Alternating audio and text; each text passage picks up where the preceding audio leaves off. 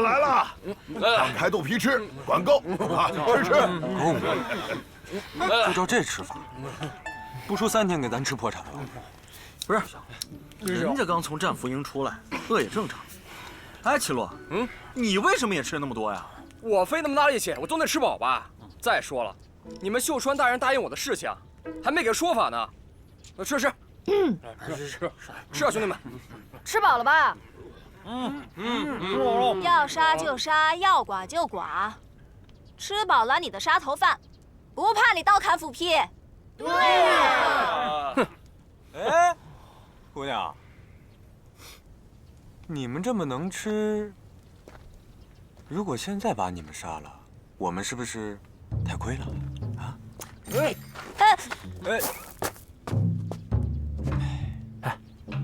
他没告诉你打算怎么处置他吗？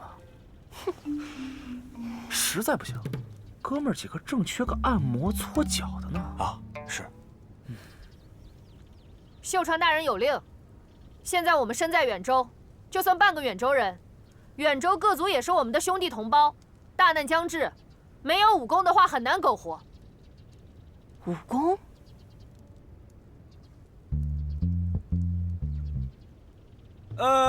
白川大人是会说人话啊。那个垃圾臭小子要我们教他们习武骑射，你不乐意啊？这习武骑射是什么呀？这种地有钱赚，有粮食吃，这习武有什么用啊？对不对？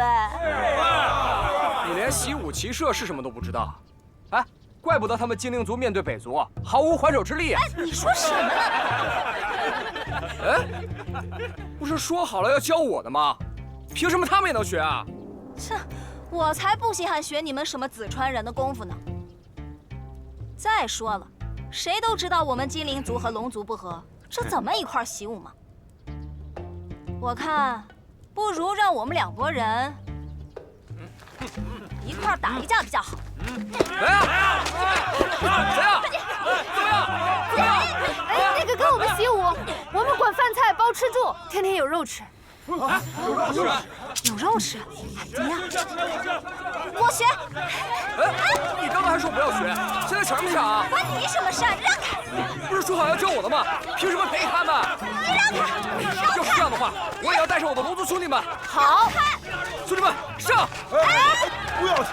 别抢，一个一个来啊，一个一个来。给我一个。都有。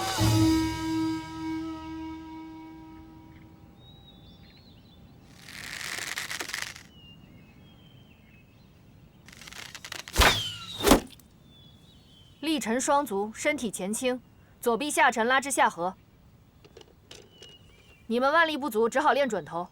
这林子里有不少野鸡供你们练习，有什么不明白的吗？你来啊！谁怕你啊？我让你们射击，没让你们对射。我不射死他，他就会抢走我的猎物。我不把他射死，他就会把我的鸡吓走。我们现在是一个团体，你们不信任紫川人，我还能理解，你们都是远州人，自己人还不信任自己人吗？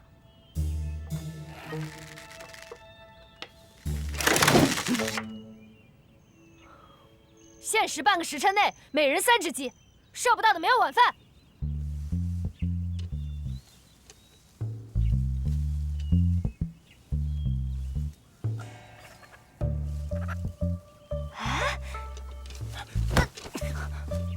你撞我干嘛？这也叫撞你啊？这才是撞你呢！撞我！打我们老大！你还死了！撞你怎么了？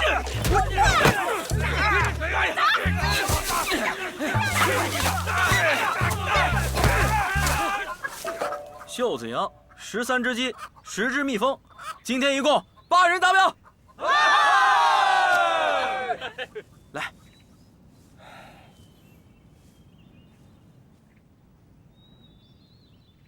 猎物呢？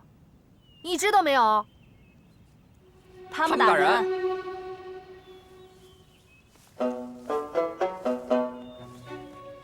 今天的射击训练，袖子营进步很大。龙族、精灵族成绩为0，你们2队负责把猎物搬回去。今晚袖子营吃鸡，龙族、精灵族都给我饿着。明天开始，谁要是再不认真训练，我射谁。求求你们用用心吧。老大，他真让我们挨饿呀？这不是说好学武就不挨饿的吗？我都饿死了，老大。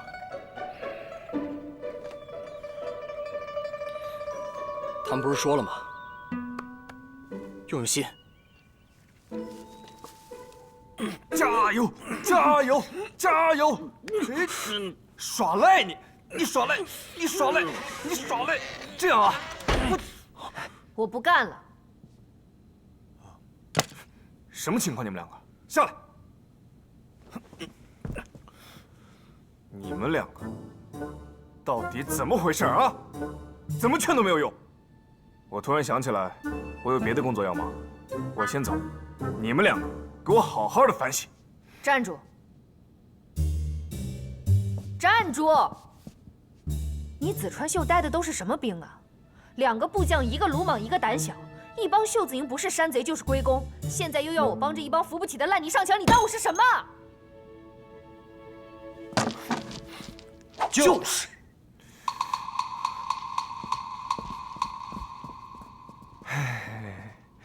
好笑吗？原来是生远州人的气啊！你也知道，他们没有武术基础嘛。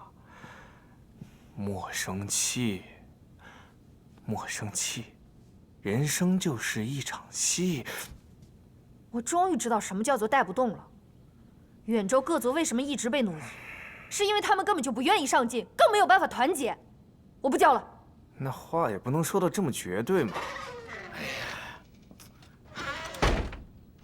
古稀他们门口闹着呢，他们还不干了？来，百川，你先冷静，交给我。别拦着我！吵了！别说动，别说动，让我走！别吵了！哎，说你呢，就听我讲2句。你要是不想学，你就跟人家好好说。你就这么走了，要是死外边，我们之前不就白费劲了吗？你别拦我，你们容不下我们精灵族人，我又不是今天才知道。让开！让开！罗姐，别走！松开！哎，可是什么呀？手还拉不够啊？哦，铁了心要走的人，你留得住吗？哼！怎么，待不惯了？待不惯。哎呀，我可是听说呀，北族让你们精灵族运输矿石，10个时辰不能停歇，动则鞭打辱骂。今日习武不过出去了3个时辰。哦，我知道了，是白川。白川亏待你们了。你们紫川人和北族一样，都只是想奴役我们。你们也有你们的目的。为什么逼我们习武功？不过就是希望我们替你们打仗，为你们卖命。对，就是。我说，阿秀真的是个好人。我们村庄老早之前都是他在保护，现在教你们武功，这不都是为你们好吗？世道这么乱，你还……哎呀，老德伦，罢了。你们宁愿被抓回去做苦力，宁愿被北族人屠杀，都不愿意学武？不愿意。你也不愿意？你之前不是有心学的吗？之前我是挺想学的，但我没想到射箭比我们耕地种田还累，我不学了。我们远州人只希望家里有地，桌上有饭，从来都不喜欢打打杀杀。远州征战多年，只有歌印星大人在的时候，才过上了几年安稳的日子。其他人，我们不信。对，我们不信。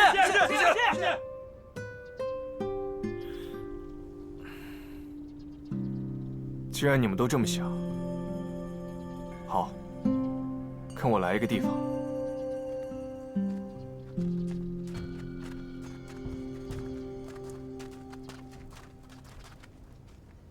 这些呢是部落村仅剩的几间空房子，恕你们所见是有点破。如果你们愿意的话，可以把它当成自己的家。等房屋修好了之后，你们还可以种田。我们可以住在这儿。这房子还不错，这房子还有你挺不错的。，你和你的弟兄们可以把房子改造了。好，我记得仓库里还有当时知府堂留下来的一些集市的路线图，如果你们愿意的话，我可以一并给你们。这不是奴役，而是把它当成自己的家。是的，这个精灵族呢，擅长采买和收割粮食，龙族可以帮忙搭建和运输。这样分的话，他们就不会为分工而争执了吧？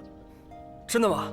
当然了，之前我答应了你要教你练武的，但是你既然不愿意学，那我只好把这些赚钱和安家的本事交给你作为报答了。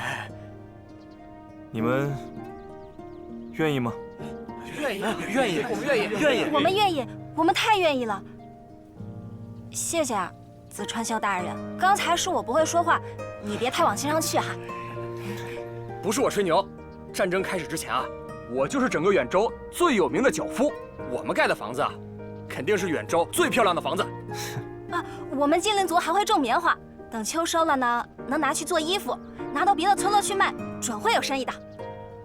那我也要一间。你要来干嘛？我拿房子跟你换。好，明宇，那，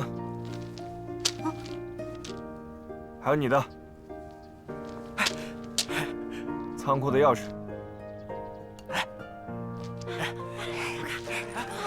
你走吧。您看，这么错呀？我就说了嘛，他们只会搭房子，烂泥扶不上墙。这都什么时候了，他们哪会有什么精神需求？现在解决温饱是他们最关键的问题。走。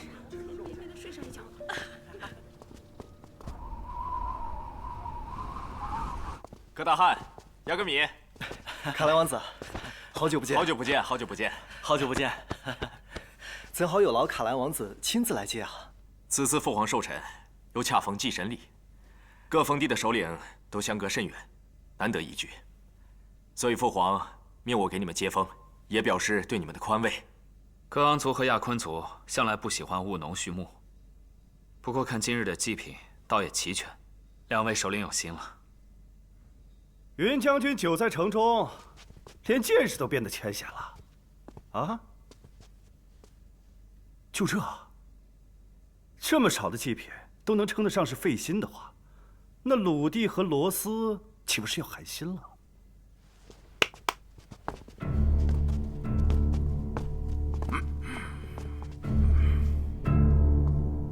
罗斯奉上虎头、狼皮、犀牛角等物不下100件。玲珑心、孔雀胆等更是数不胜数。祭神礼用强悍的动物作为祭品，是为了感恩上天的恩赐，限制强者的发展，从而弱者得以生养休息的可能。倘若大肆屠杀，那岂不是违背了祭神的本意？那照你这么说，我弟弟生来武艺不精，难道是因为他仁慈啊？祖宗立下的规矩，祭神礼。获得猎物最多者，会得到神皇的恩赐。要是每个皇子和首领都像我弟弟这般，那干脆把祭神礼改成放生日好了啊？怎么样？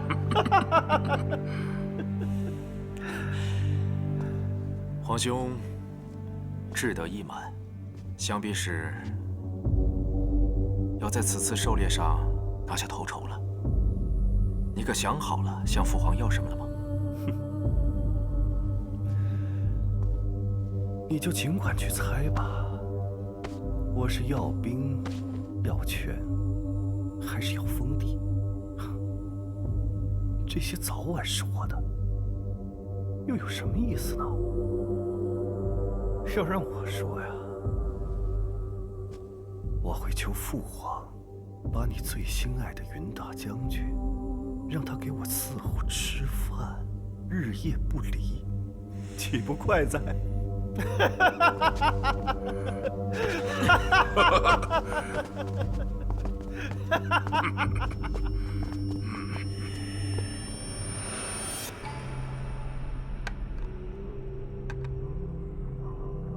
除了高汉在家的蒙汗公爵，其余各族首领带着祭礼，生辰礼都已到达，住在了驿馆里。罗斯和鲁地两位公爵所献之礼过于丰厚，卡顿王子招待他们住在了自己的府上。鲁地刚刚接管远州，有一项浩大喜功，不必在意。只是罗斯如此尽心，卡顿也够殷勤呀。罗斯公爵率领达塔族所献之礼，高于其他各族数十倍。铺着毛毯，一路送到了塞戎城，颇为热闹。臣民对老祖宗留下的祭神礼如此上心，想必都对此次狩猎的结果翘首以盼。神皇，祭神礼前需净身焚香，长夜参拜。祭祀参拜虽然繁琐，但事关国运。圣无事不必有心，陛下只是被棋局所困。您先把神像留下吧。祭祀参拜之仪，我略知一二。待这局下完之后，我会为陛下施礼的。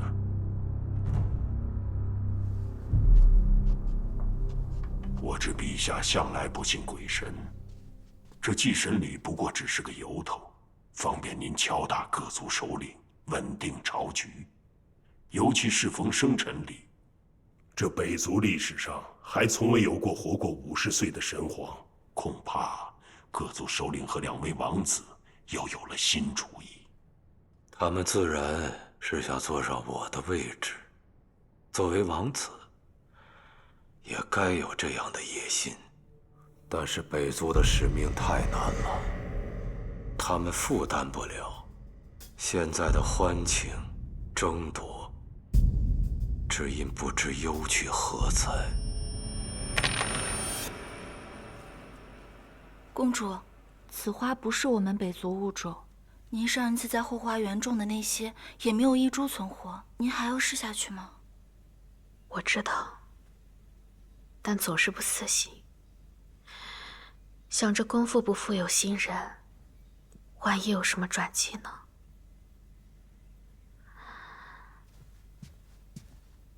公主殿下，罗斯公爵前来拜见。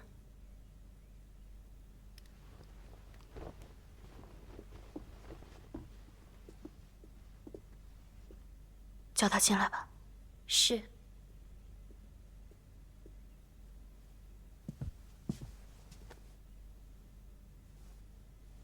罗斯公爵登门造访，怎么也不早些知会，也好让我准备一二。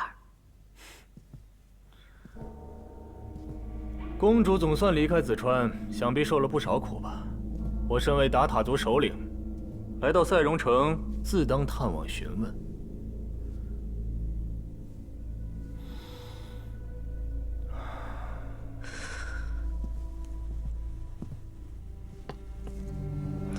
公主，您难道是将寻珠名花送给神皇陛下当做寿礼吗？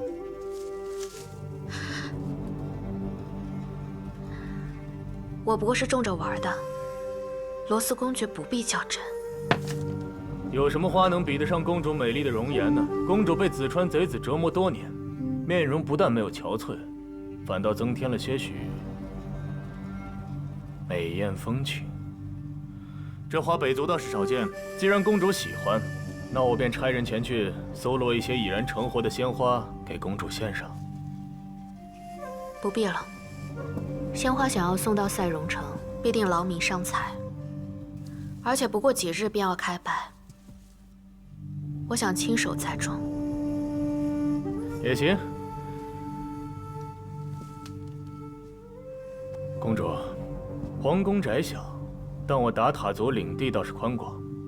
我看公主爱种花，我也爱赏花，何不跟我一起回达塔族呢？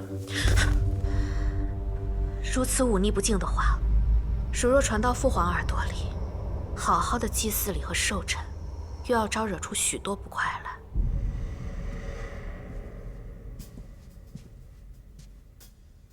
请你离开。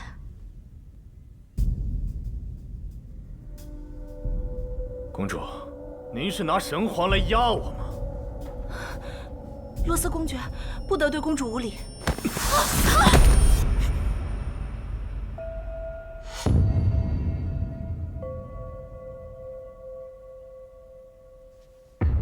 惊扰公主休息，言语失礼唐突。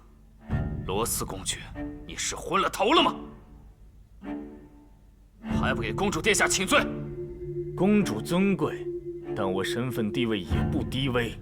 我罗斯堂堂正正的求爱，何罪之有？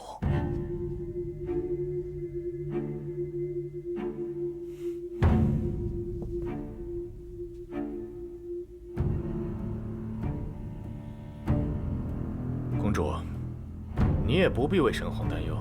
神皇再怎么不舍，女儿大了，终归还是要嫁人的。我对公主求之不得，所以此次狩猎，我必定会竭尽全力拔得头筹，好风风光光的迎娶你。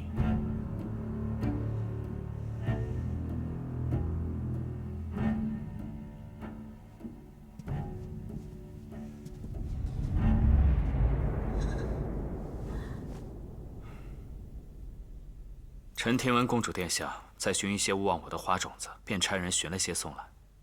没想到这个罗斯，竟然堂而皇之的轻薄于你。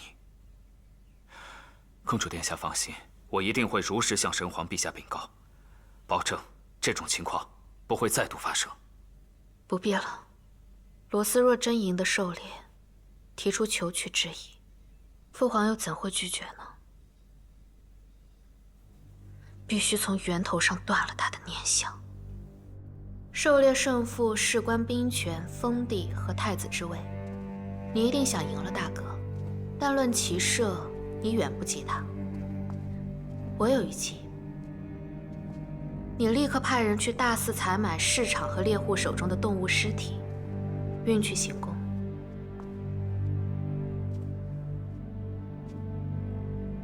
可这狩猎之事比的是骑射，采买猎物备战，与舞弊无异。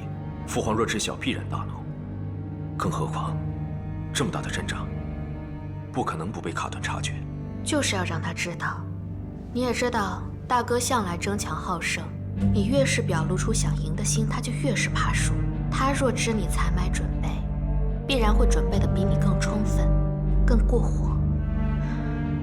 他一旦怕输，他手下的鲁蒂和罗斯自然会为他出谋划策。可要论骑射、人力，我都比不上罗斯。更何况鲁地这次还带了那么多远州奴隶，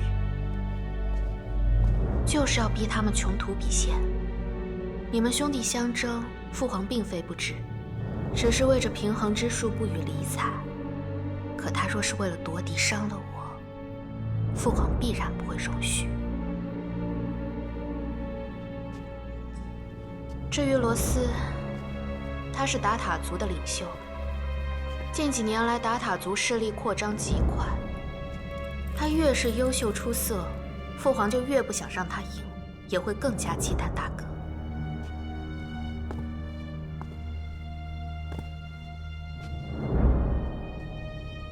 我有一个疑问：我们兄弟相争，你向来坐视不管，这次为什么帮我？我也并不全是为了帮你，更是为了帮我自己。我也有了心上人，绝不会嫁给罗斯。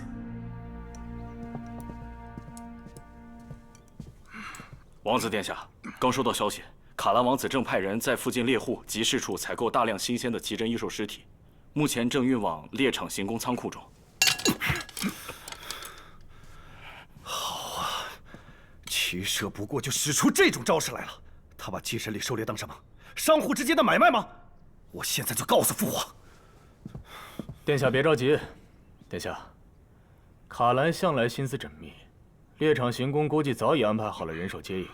若神皇派人前去搜查，扑了个空，岂不是要疑心你谋害亲弟，有意夺嫡吗？我有意夺嫡？父皇年过半百，却硬是不肯立太子，各个首领的部族对我也是无不拥立。这位子不就是我的吗？对。殿下，之前帕邑之战，对于神皇而言，此战只有一个胜利品，那就是卡丹公主。什么意思？眼下狩猎典礼有2件事悬而未决：一，太子之位；二，卡丹公主花落谁家。其实这2件事，又可看作一件事。卡丹对于神皇那是无比贵重，是神皇的心头肉，也是心病。所以，谁能解决这件事，谁才是神皇最贴心的继承人。我刺杀卡丹，一直是父皇心里的一根刺。要是你娶了卡丹，自然就会解除父皇对我这个心结了啊！好，等狩猎结束，我向父皇提出，为你求娶卡丹。这卡兰有意争夺，我们该如何取胜？我记得鲁地将军这次朝拜，进贡了不少远州俘虏。那又如何？他们又不能成为祭品。这次远州俘虏数量众多，有的被安排到猎场行宫去管理马厩、喂养饲料。而猎场行宫底下有许多深坑壕沟，只要安排好半兽人，把肉扔进挖通的深坑壕沟里，岂不是就有数不尽的猎物了吗？不愧是我的亲妹夫啊！好，等你迎娶了卡丹，等我坐稳这继承人的位置，我们2人共分这北族的江山。来，殿下。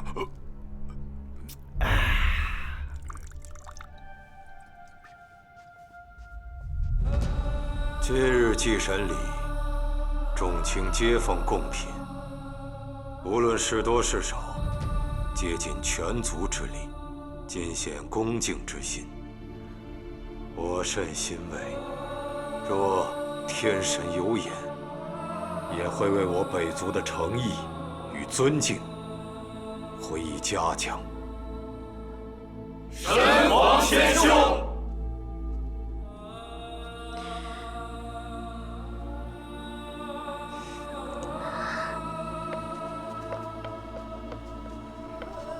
让开！我要见神皇陛下！拦住他！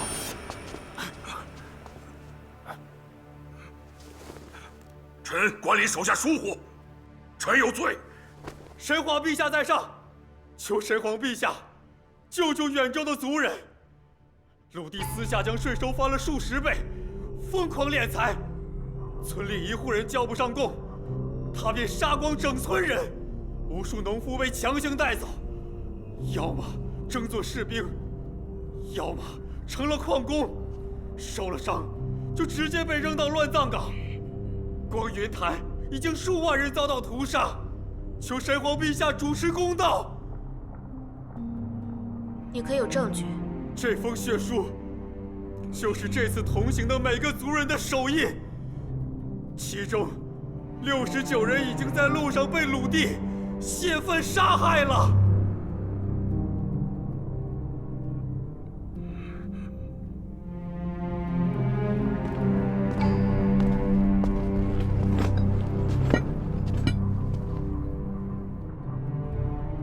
神皇陛下，鲁地将军倒是生财有道啊，但这上交的远州赋税怎么不见多呢？给谁了呢？鲁地，现在你还不老实交代！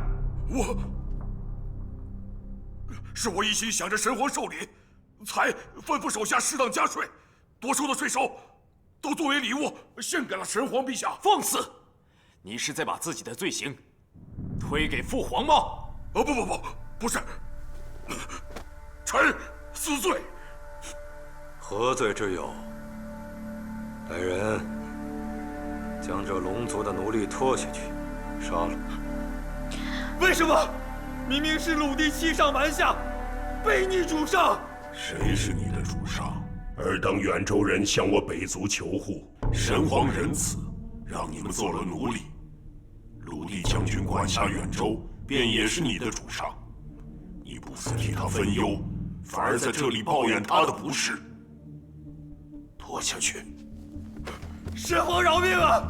神皇饶命啊！神皇饶命啊！饶命啊！女儿，怎么了？是有什么不妥吗？女儿认为，今日既是祭神礼，公主是担心这些人死在这儿，玷污了祭神礼的祭品。今日既是祭神礼，又是父皇的生辰，女儿亦有意参与狩猎，聊表对父皇的祝贺。也好，那就由云将军陪同，一同狩猎。至于这些奴隶，为啥就交由你来处置，切记不要脏了山林。是。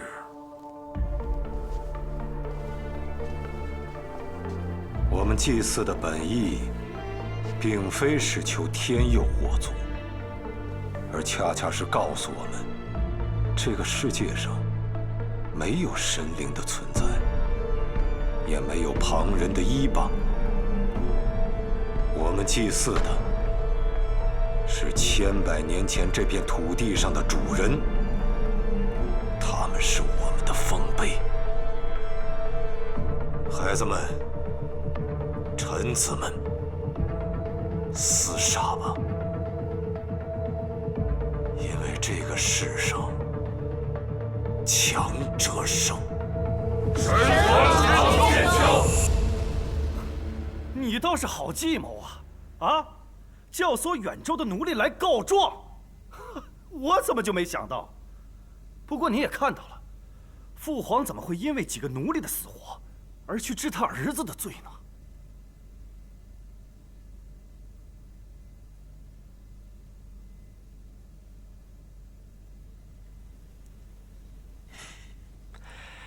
这狩猎呀，刚刚开始，胜负并未见分晓。更何况父皇呢，喜怒不形于色。这不罚，不代表不怒。王兄结论下得太早了。来，王兄。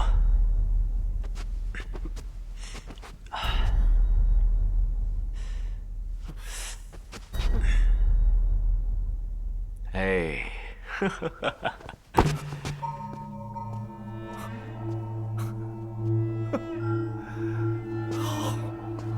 好，我倒是要看看，你就算买光市场上所有动物，难不成你能买到豺狼虎豹不成？我告诉你，没有云潜雪，你连一只兔子都打不下来。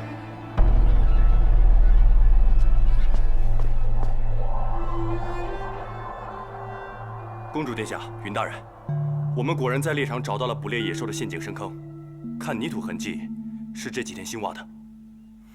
被你言中了。既然有了证据，那些陷阱和深坑必得大大发挥一番作用，可不能让他们再寻借口推脱。倘若有狩猎之人跌入坑中受了伤，这陛下定然不会坐视不理。我去。你派系太分明了，父皇定会生疑，认为是二哥和大哥为了争夺太子之位暗中伤害，反倒不易发作。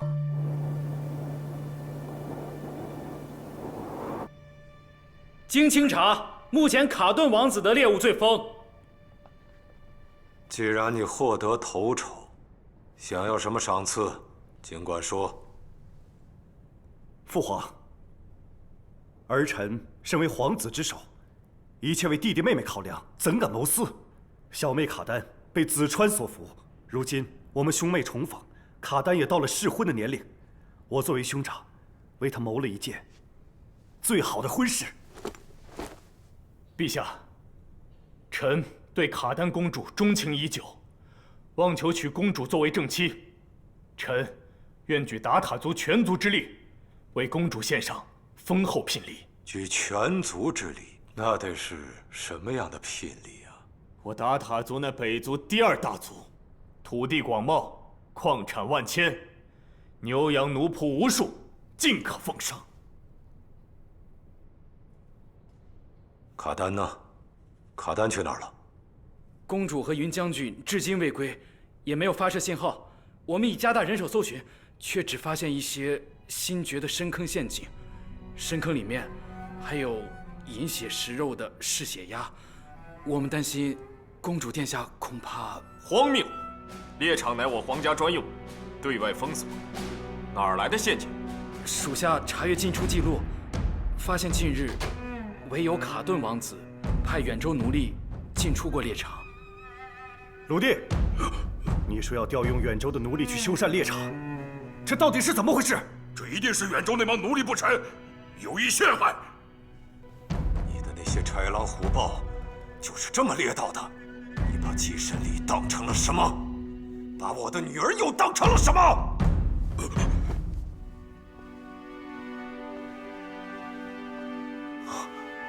卡丹。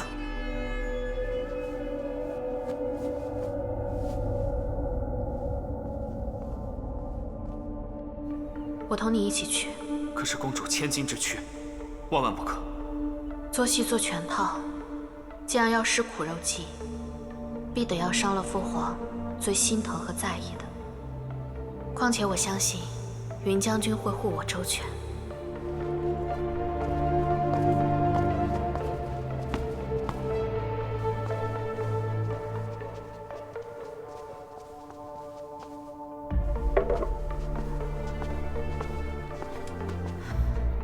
陛下不必担忧，我在林中发现了他们的坐骑。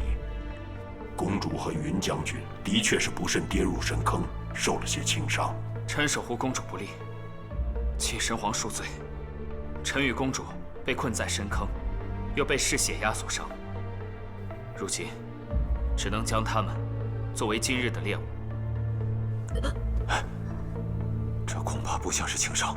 黑纱，你精通医术，给公主看看，快！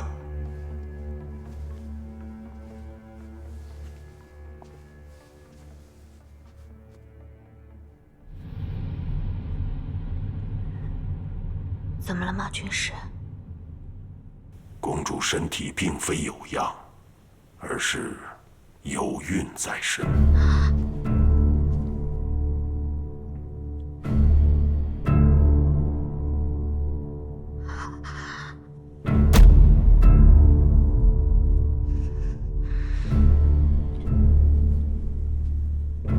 公主刚从紫川回来，莫非是紫川鼠辈蓄意侮辱我们北？胡说八道！陛下息怒，并非鲁地存心诬陷公主。闭嘴！我的女儿怎能与敌族欢愉？如果是那样，就是对我北族最大的侮辱。我断不信他会做出这样的事情。女儿，告诉我，到底发生了什么？父皇，其实臣死罪。公主腹中乃是臣的骨肉。大胆！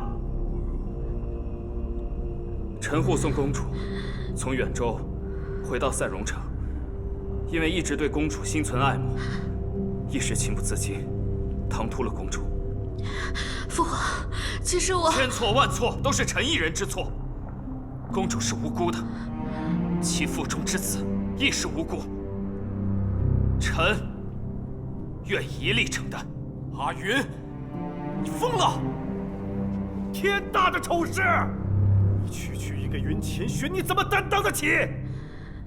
父皇，如果我剥了他的官爵，将他五马分尸，来人啊，还不把他拖下去！慢着！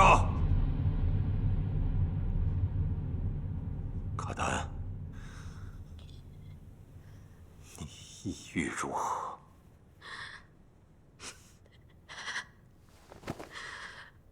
是女儿动了情念，犯下大错。孩子是无辜的，云将军亦是无辜。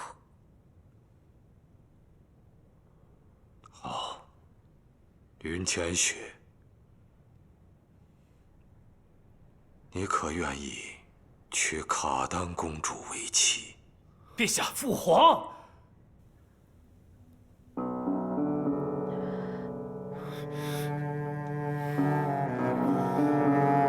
这是臣一辈子最愿意做的事。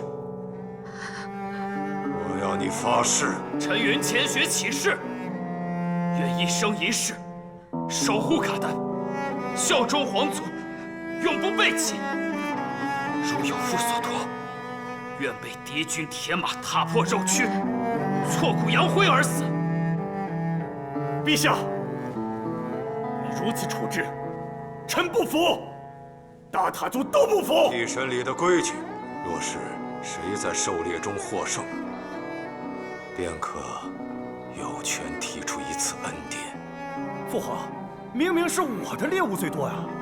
我年少时狩猎，也曾掉入过陷阱，多亏一名陌生女子相救，才有了今日。那名陌生女子，就是你们早逝的母后。今日云浅雪和卡丹猎到的不只是嗜血药，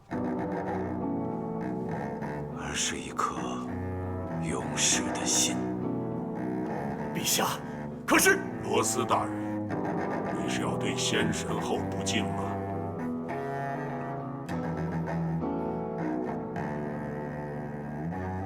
云浅雪，你听好了，我把我最心爱的女儿交给你。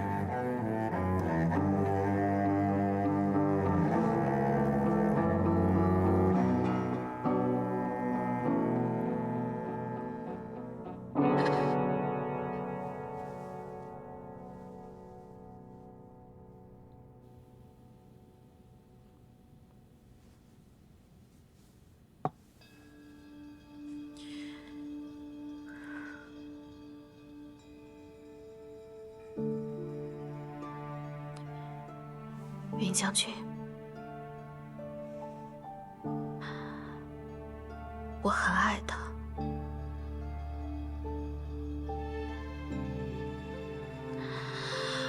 我很爱这孩子的父亲。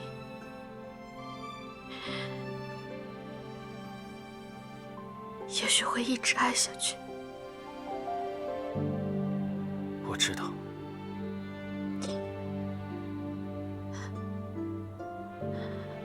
他是子川家的臣子。你不必告诉我他是谁。你已然回了北族，今生再难与他相见。但你腹中的孩子需要一个父亲。刚刚在大殿之上，我没有向神皇陛下撒谎，我是真的愿意用我的生命守护你，包括你腹中的孩子。早点休息吧。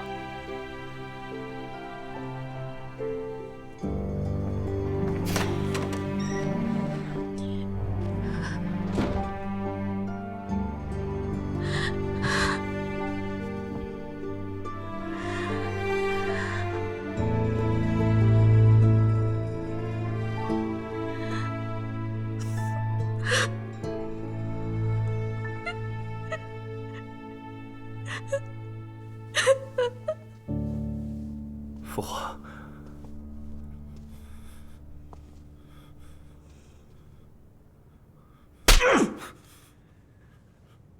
四教部族首领算计你的父亲，好大喜功，不惜伤害你的亲妹妹，剥削无度，管教不严，连一个小小的鲁地你都约束不了。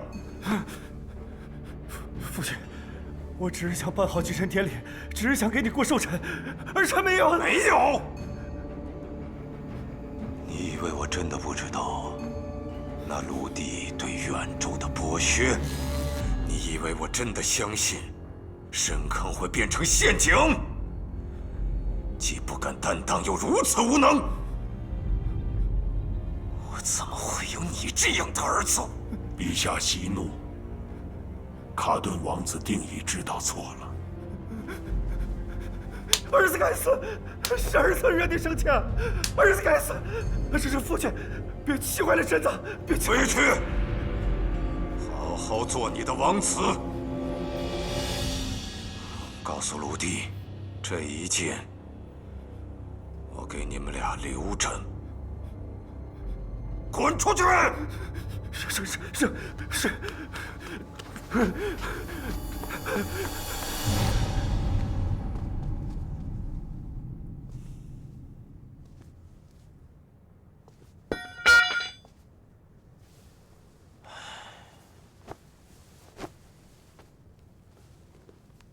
权杖需要野心，有野心才能护得住权杖。但是万万想不到，他竟然如此愚蠢，竟然看不出罗斯的贪婪。你是担心卡顿为了夺嫡不择手段？有我在，他不敢。可罗斯呢？罗斯，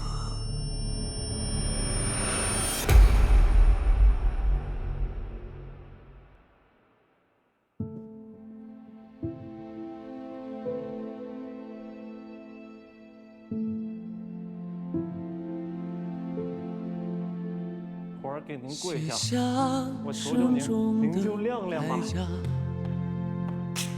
摘下疲惫的眼睛，灯下粗细，弹着一个梦，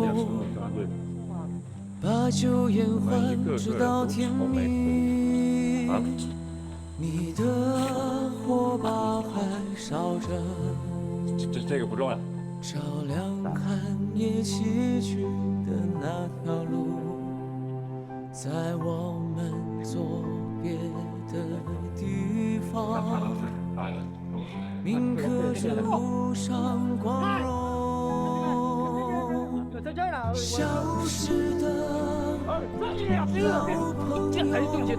他始终不曾虽然他不像某人，但他有双大手啊，练习掌法的话还是很好。